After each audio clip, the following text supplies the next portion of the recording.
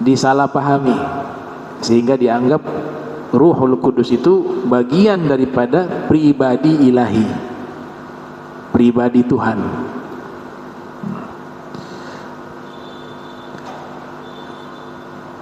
An-nasu ma'adinu ka ma'adinil fidda wa dhahab ila qaul Nabi sallallahu alaihi wasallam, ila qaulin Nabi sallallahu alaihi wasallam, al arwah junudun mujannadah fama ta'arafa minha i'talafa wa ma tanakara minha ikhtalafa. Rawahu Muslim. 204 lahir, wafat 261 Hijriah. Rasul sallallahu alaihi wasallam bersabda, ruh-ruh itu adalah satu kumpulan pasukan di alam arwah, namanya alam dzur. Namanya alam dzur. Sebelum Allah Ta'ala ciptakan kita di dunia ini, Allah telah menciptakan ruh kita terlebih dahulu.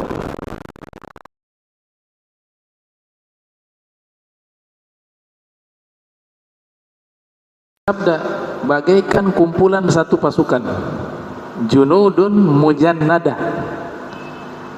Apabila di alam ruh sudah saling mengenal, maka ketika terlahir ke alam dunia mereka akan akrab. Kata Nabi, italafa menjadi akrab. Tapi kalau di alam ruh tidak saling mengenal, tanakar, maka ketika hidup di dunia mereka tidak akan bisa akur, tidak cocok. Karena memang di alam ruh itu, kalau dia bersahabat di alam ruh, maka dia akan bersahabat di alam dunia. Kalau di alam ruh dia bermusuhan, maka di alam dunia juga dia bermusuhan. Hadis sahih riwayat Imam Muslim.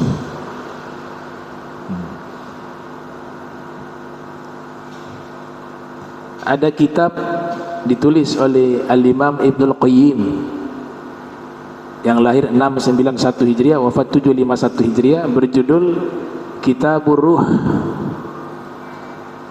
Kitabur Ruh. Di situ beliau bahas tentang kehidupan setelah wafatnya kita, mulai dari alam barzakh sampai nanti hari kebangkitan, hingga beliau menceritakan tentang surga dan neraka. Ada riwayat mengatakan ketika Allah mengambil sumpah dari seluruh ruh, itu terjadi di dekat Arafah, namanya Wadi Nu'man. Disitulah Allah mengambil sumpah seluruh ruh. Alastu bi rabbikum qalu bala syahidna. Yang keluar dari sisi kanan Nabi Adam, mereka nanti yang akan beriman kepada ajaran agama Islam. Yang keluar benih-benih itu dari sisi kiri Nabi Adam, mereka adalah orang-orang yang mengingkari agama Islam. Ini sudah termaktub. Jadi makanya yang dimaksud di sini oleh musannif bahwa ruh ini adalah sesuatu yang sulit untuk dibahas, tapi sebenarnya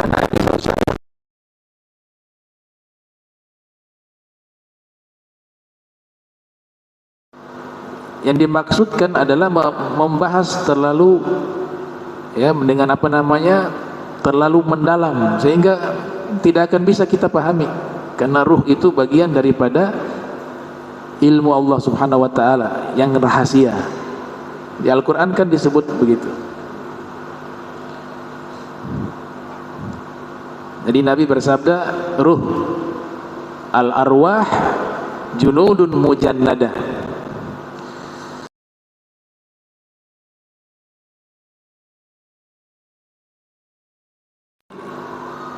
Masalah ruh ini di dalam ilmu filsafat dia lawan dari materi, al-maddah. Di dalam ilmu kimia disebut esensial.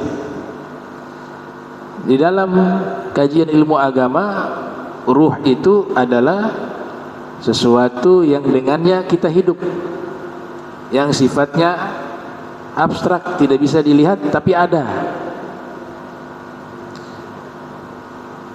Banyak tokoh-tokoh yang memperdalam masalah ruh, akhirnya sebagian kelompok menjadi menyimpang. Bahkan ada istilah namanya al-hulul, ada juga istilah al-ittihad. Apa sih al-hulul wal ittihad? Yaitu ruhnya Tuhan menyatu dengan ruhnya manusia. Konsep ini hampir sama dengan Ruh Kudus yang disebut tadi pribadi ilahi. Jadi dia bisa masuk ke makhluk. Nah, ini dianggap menyimpang oleh para ulama ahli kalam. Walaupun tokoh-tokoh tersebut adalah tokoh-tokoh yang dihormati. Beberapa tokoh misalnya Al-Hallaj itu hingga divonis untuk dihukum mati karena membawa ajaran ini. Husnuzonnya ulama-ulama kita bahwa beliau itu seorang wali Allah, sudah sampai ke magom yang namanya fana wal istighraq, sehingga yang diucapkan itu beliau tidak menyadari. Dan itu ulama-ulama yang ketika mereka memutuskan untuk mengeksekusi, menyelamatkan akidah umat jauh lebih penting, karena waktu itu sudah ada pengikut. Nahnu ruhani fi badanin wahid, dia katakan kami dua ruh dalam satu badan, ruhnya saya dan ruhnya Allah, namanya al-hulul. Ternyata sudah dieksekusi untuk menyelamatkan umat, dipenggal, tidak meninggal, nggak bisa terpotong tubuhnya. Ini sudah fana, dibiarkan berhari-hari, tidak diberi makan, minum, tidak meninggal, masih hidup. Akhirnya mereka putuskan bagaimana nih, sudah dieksekusi dengan pedang, tidak bisa terpotong, tidak diberi makan, minum, juga masih hidup. Terakhir dibilang dibakar. Dibakar tuh, fir riwayah. Setelah dibakar seperti apa? Kremasi.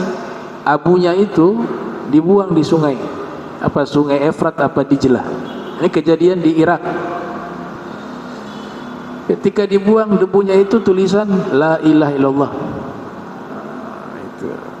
Jadi memang ada orang-orang yang sudah fana seperti itu, ada. Mereka tidak sesat. Mereka sudah tidak menyadari apa yang diucapkan. Itu. Sehingga ajaran ini bagi orang yang tidak mencapai magom itu, atau yang masih waras, ya, masih sehat akalnya, tidak boleh mengikuti ajaran itu. Itu yang dibatasi oleh mutakallimun. Tidak boleh. Al-Ittihad itu Imam Abu Yazid Al-Bustami. Ya, konsepnya mirip seperti itu. Akan tetapi Imam Abu Yazid Al-Bustami masih bisa mengendalikan diri. Kalau Al-Hallaj sudah gak bisa, sudah tenggelam, hilang. Begitu juga ada di Tanah Jawa di zaman Wali Songo, ya, Syekh Siti Jenar, ya begitu. Di Aceh juga ada Syekh Hamzah Fansuri. Ada di Kalimantan juga dulu ulama namanya Syekh Ahmad Nafis Al-Banjari. Ya, mereka sudah sampai ke level itu. Ajaran mereka itu tidak boleh kita ambil untuk kita yakini.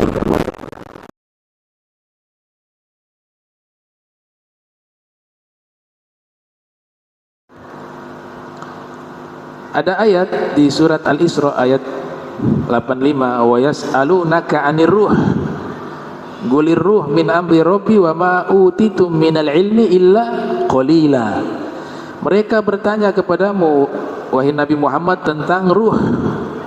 Katakanlah, ruh itu adalah perkara penciptaku, dan tidaklah kalian diberikan ilmu kecuali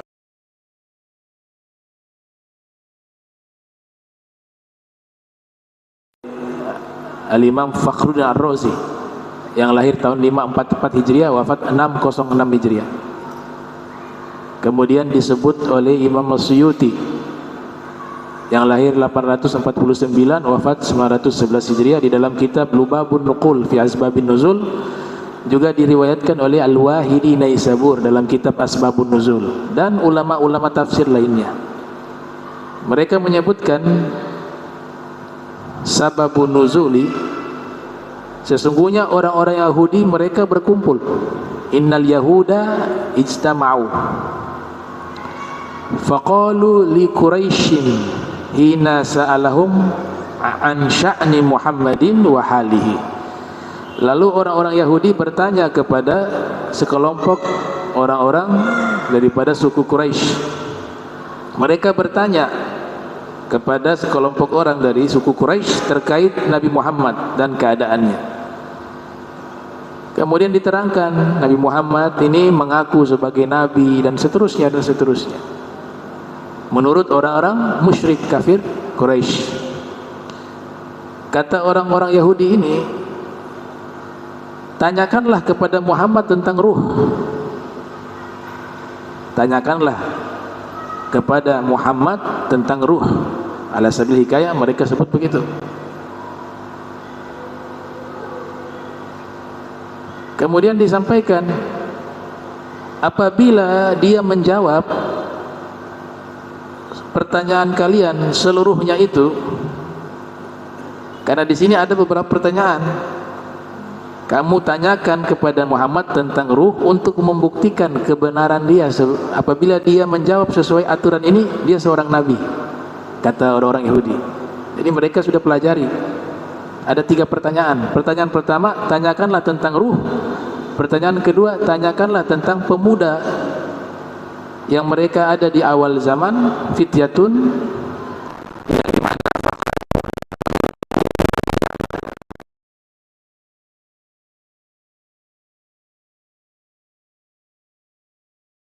dan tanyakan tentang seorang laki-laki yang telah mencapai timur bumi dan baratnya. Apabila dia menjawab seluruhnya, maka dia bukan seorang nabi. Apabila dia menjawab seluruhnya, maka dia bukan seorang nabi. Namun jika dia tidak menjawab itu seluruhnya, ya, juga dia bukan seorang nabi. Jadi kalau jawab 3 pertanyaan itu, bukan nabi. Tidak bisa jawab juga seluruhnya, bukan nabi. Namun jika dia menjawab sebagian dari pertanyaan tersebut dan sebagiannya itu dia menahan diri untuk tidak menjawab, maka dia adalah seorang nabi. Maka tanyakanlah kepadanya. Datang mereka nih, bertemu Nabi Muhammad SAW. Kemudian mereka bertanya, pertanyaan pertama tadi, pemuda-pemuda yang hilang dari tempat tinggal mereka karena menghindari raja yang jahat pada itu. Namanya siapa? Herodes. Turun ayat, am hasibtum anna ashabal kahfi warraqim kanu min ayatina ajaba iz awal fityatu ilal kahf ila akhir ayat. Nabi jawab. Pertanyaan kedua, mereka bertanya tentang figur seorang laki-laki yang telah mencapai timur bumi dan barat bumi. Allah turunkan ayat kepada Nabi, wa yas'alunaka 'an dzil qarnain. Wa yas'alunaka 'an dzil qarnain. Dijelaskan ayat tersebut lanjutannya sampai akhir dari kisahnya. Kemudian pertanyaan ketiga, mereka bertanya tentang ruh. Tadi dikatakan apa? Kalau semuanya dijawab, berarti bukan nabi. Tapi kalau ada yang dijawab, kemudian ada yang tidak dijawab, berarti seorang nabi. Maka ketika mereka bertanya tentang ruh, turunlah firman, wa yas'alunaka 'anir ruh qulir ruh min amri rabbi wa ma utitum minal ilmi illa qalila. Mereka bertanya kepadamu tentang ruh, katakanlah ruh itu adalah perkara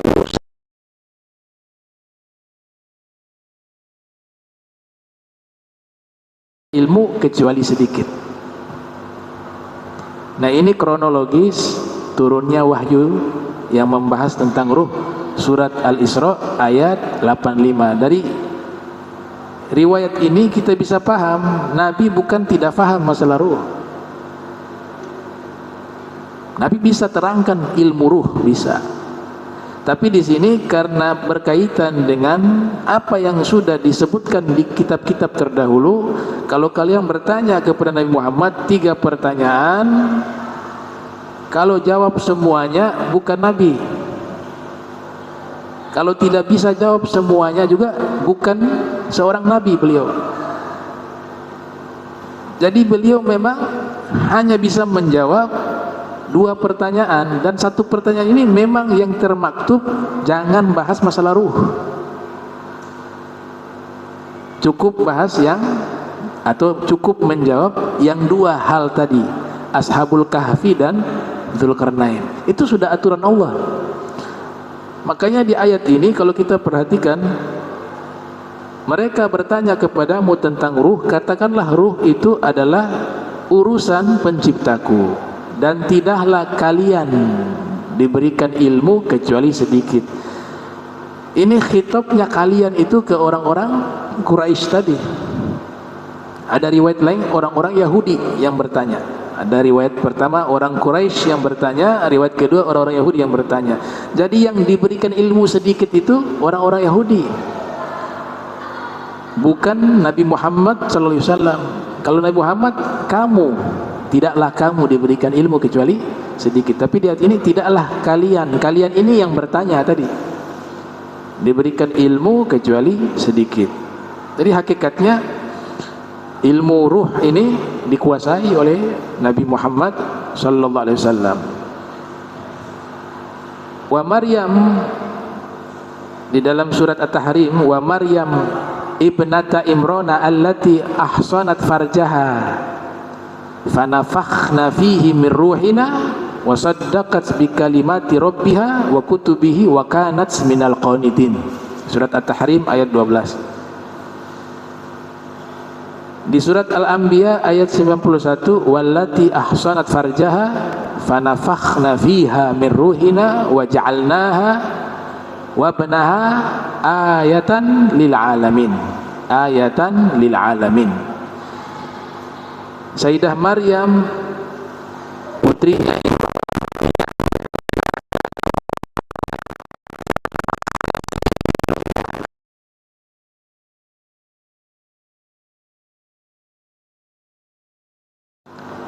dan dia membenarkan kalimat-kalimat penciptanya beserta seluruh kitab-kitab sucinya, dan dia termasuk orang-orang yang taat kepada Allah Subhanahu wa taala, kepada Tuhannya. Di ayat yang lain di surat Al-Anbiya,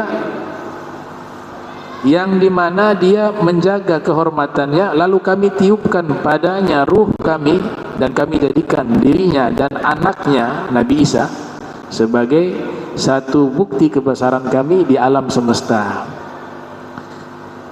Nah, di sini ayat ini menerangkan kami tiupkan ruh. Kami tiupkan ruh padanya. Di surat At-Tahrim padanya pakai domir hi, fihi. Kalau di surat Al-Anbiya fiha. Kalau fihi itu kami tiupkan ruh ke dalam rahimnya, atau faraj. Faraj apa? Kemaluan. Tapi Al-Quran menggunakan bahasa yang sopan. Walaupun di sini disebut dengan domir ya, karena sebelumnya disebut farjaha. yang menjaga kemaluannya, artinya dia wanita yang tidak melakukan perbuatan perzinahan, sifah, karena nanti berkaitan dengan beliau melahirkan seorang anak. Tapi Allah mensucikan bahwa dia adalah orang yang menjaga dirinya, tidak pernah berzina. Ini bagian daripada mukjizat yang Allah berikan. Jadi kalau di surat At-Tahrim, maka kami tiupkan padanya itu kemaluan atau rahim, lebih sopan rahim, jangan kemaluan. Fanafakhna fihi min ruhina, maka kami tiupkan ke dalam rahimnya, min ruhina, dari ruh kami. Di surat Al-Anbiya, fanafakhna fiha, tadi fihi, ini fiha. Kalau fiha, kami tiupkan ke dalam diri Sayyidah Maryam, dari ruh kami. Mohon maaf ya, pembahasannya seperti itu. Orang-orang Nasrani memahami di sini bahwa Maryam itu bagian dari ruh, yaitu Trinitas. Mereka juga punya ayat begini,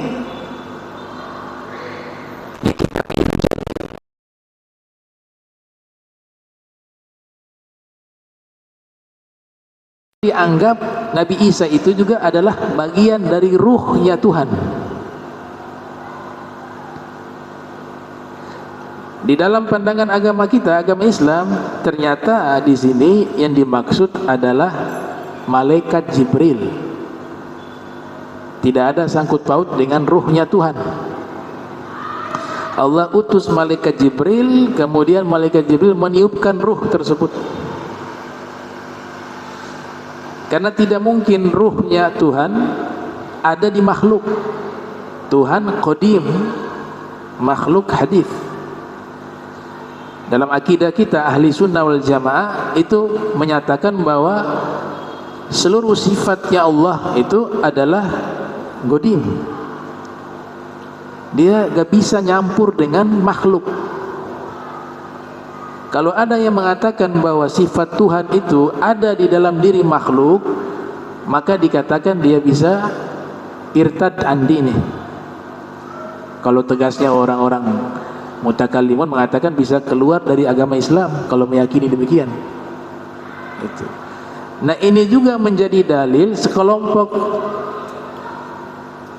saya katakan sekelompok atau oknum ya, atau sebagian kecil dari kelompok yang mengatasnamakan sebagai kelompok sufi. Hakikatnya ajaran murni sufi sama dengan mutakallim, sebagaimana pembahasan lalu, gak ada bedanya. Makanya ketika membaca kitab Ar-Risalah Al-Qushairiyah, kemudian disyarahi oleh Syekhul Islam Zakaria Al-Ansari tentang bab i'tiqad, bayan i'tiqad hadhihi ta'ifah min usuliddin, penjelasan tentang akidah para sufi yang lurus, akidah mereka sejalan dengan akidah para ulama mutakallimun ahli sunnah wal jamaah. Ini hanya oknum. Mereka mengatakan tidak ada satupun ayat di dalam Al-Quran yang Allah menyebutkan kami telah menciptakan ruh. Yang ada kami telah meniupkan ruh, sehingga ruh itu bukan makhluk. Nah, ini nanti masuk kepada bahwa ruh ini bukan makhluk, berarti ruh ini bagian dari Tuhan, bagian dari Allah. Karena hanya ada dua, Sang Pencipta dan yang dicipta, sebagaimana yang dikatakan oleh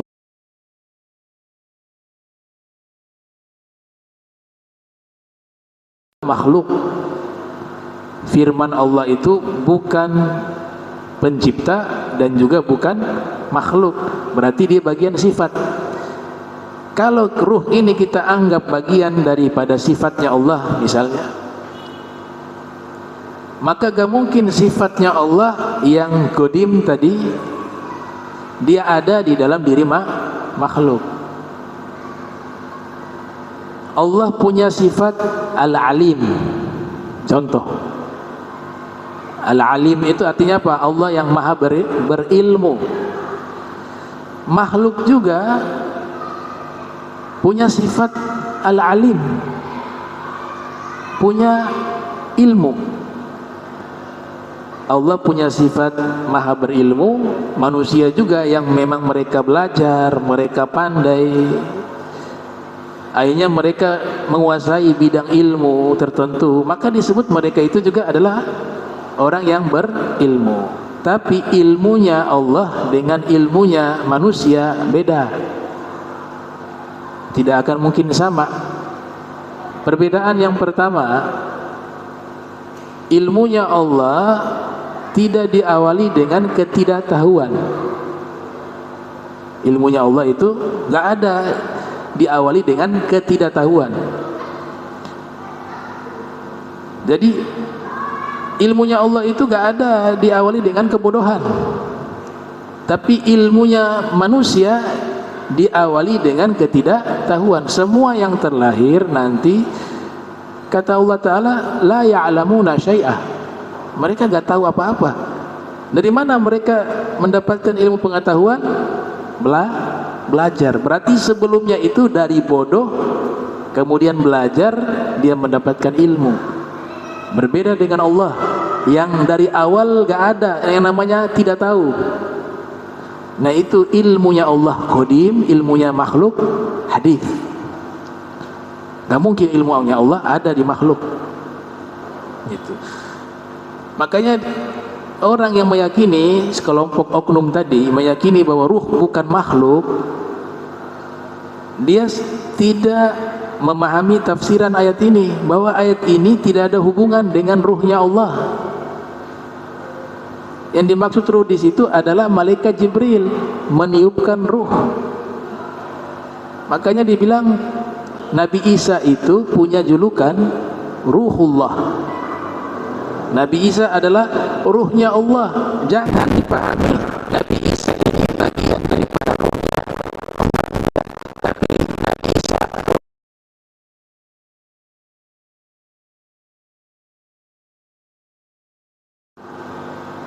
karena bukan hanya Nabi Isa, semua para nabi Allah ciptakan ruhnya itu istimewa, jasadnya istimewa, ruhnya istimewa.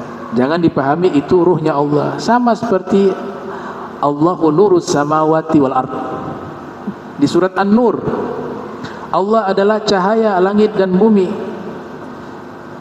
Jangan kita meyakini bahwa Allah itu cahaya. Cahaya itu makhluk. Makanya ini disebut majas, bukan hakiki.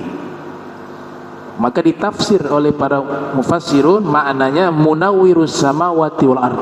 Allah memberikan cahaya langit dan bumi. Bukan Allah itu cahaya. Kalau Allah itu adalah cahaya, sama seperti malaikat. Malaikat juga diciptakan dari cahaya. Nah itu yang disebut wajib ditakwil. Wajib ditakwil.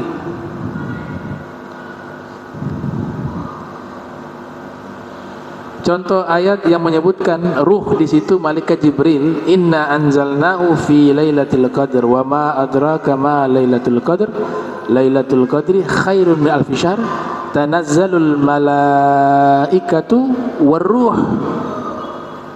Senantiasa turun malaikat-malaikat dan ruh. Apa ruh di situ? Malaikat Jibril. Nah ini karena salah memahami fatal, dianggap ini ruhnya Allah, padahal bukan ruhnya Allah. Itu. Kasus orang yang menganggap ruh itu bukan makhluk ternyata sudah lama terjadi. Ini dinukil di dalam kitab Ar-Risalah Al-Qushairiyah. Al-Imam Abu Ishaq Isfirayani rahimahullah, ia mengatakan lamma qadimtu min Baghdad, ketika saya tiba di kota Baghdad, kuntu udarrisu fi jami'i Naisabur, saya mengajarkan tentang masalah ruh. Lihat beliau kata apa? Saya mengajarkan masalah ruh. Jadi masalah ruh itu tidak dilarang untuk diajarkan dengan syarat ilmunya itu benar dan dari orang yang sudah ahli dalam bidang ilmu itu. Dia punya pembahasan ilmu. Artinya tidak semua orang berhak membahas masalah ruh.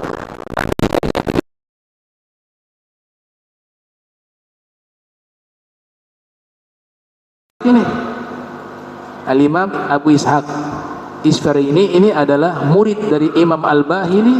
Imam Al-Bahili murid daripada Al-Imam Abu Hasan Asy'ari. Beliau mengatakan apa? Aku mengajar di Masjid Jami' Naisabur masalah ruh. Kemudian aku jelaskan wa asyrahu al-qawla fi annaha makhluqah. Aku jelaskan bahwa ruh itu adalah makhluk. Ini seorang mutakallim, ahli di bidang ilmu akidah. Kata beliau apa? Aku jelaskan masalah ruh dan aku simpulkan bahwa ruh itu adalah makhlukah, adalah makhluk. Dia bukan sifat Allah yang ada pada makhluk. Dia makhluk. Wa kana Abul Qasim Nasru Abadi qa'idan mutaba'idan anha yusghi ila kalami. Di saat Al-Imam Abu Ishaq sedang mengajar, ada satu tokoh sufi namanya Abul Qasim An-Nasru Abadi, seorang tokoh sufi. Dia duduk agak jauh ya, tidak ikut halaqah tapi duduklah di belakang tapi sambil menyimak penjelasan daripada Imam Abu Ishaq. Setelah dia mendengar penjelasan tentang masalah ruh itu, selesai pengajian, waktu berlalu beberapa hari, akhirnya bertemu dengan Imam Abu Ishaq. Faqala li Muhammad Al-Farra. Pada waktu itu ada satu tokoh ulama namanya Muhammad Al-Farra. Dia katakan apa? Ishhad anni aslamtu jadidan ala yadi hadzal rajuli wa asyara ilayya. Kata Abul Qasim An-Nasru Abadi, wahai Muhammad Al-Farra, saksikanlah sesungguhnya saya telah berislam dengan Islam yang baru di tangan lelaki ini, yaitu yang dimaksud adalah Abu Ishaq. Artinya apa? Ini tokoh sufi. Di masa itu sudah mulai muncul orang yang membahas masalah ruh dan menganggap ruh itu bukan makhluk. Ketika datang ahlinya, orang yang pakar di bidang ilmu kalam, Abu Ishaq Isfari ini dengan tokoh lainnya Ibnu Furak dan Abu Bakar Al-Bakayani,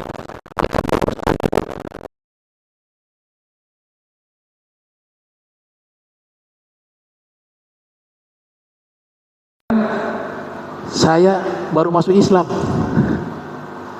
Kenapa? Karena sebelumnya juga terkontaminasi talawuth dalam bahasa Arab.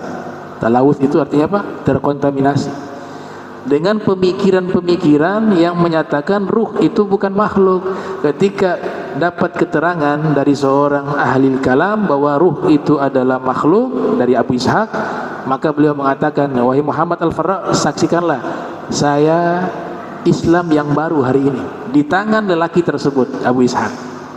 Berarti masalah ini masalah yang sudah lama, masalah klasik. Nah, sayang sekali sekarang dikembangkan lagi, ya, dijelaskan di depan publik tentang masalah ruh.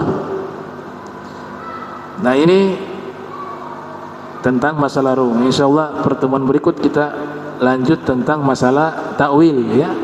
Masalah ta'wil, habis itu selesai kita membaca hadis berikutnya. Mudah-mudahan semua diberikan sehat wal afiyah, istiqamah fi ta'ah wal ibadah, amin ya rabbal alamin. Allahumma jam'an hadza jam'an marhuma wa tafarraqna min ba'di tafarruqan ma'suma wa la tajal minna wa la minna sakala mahruma. Subhanaka bihamdika astaghfiruka wa atubu ilaik. Wa sallallahu ala sayyidina Muhammadin wa ala alihi wa sahbihi wa barik wasallam. Wa lakum minkum wassalamu alaikum warahmatullahi wabarakatuh.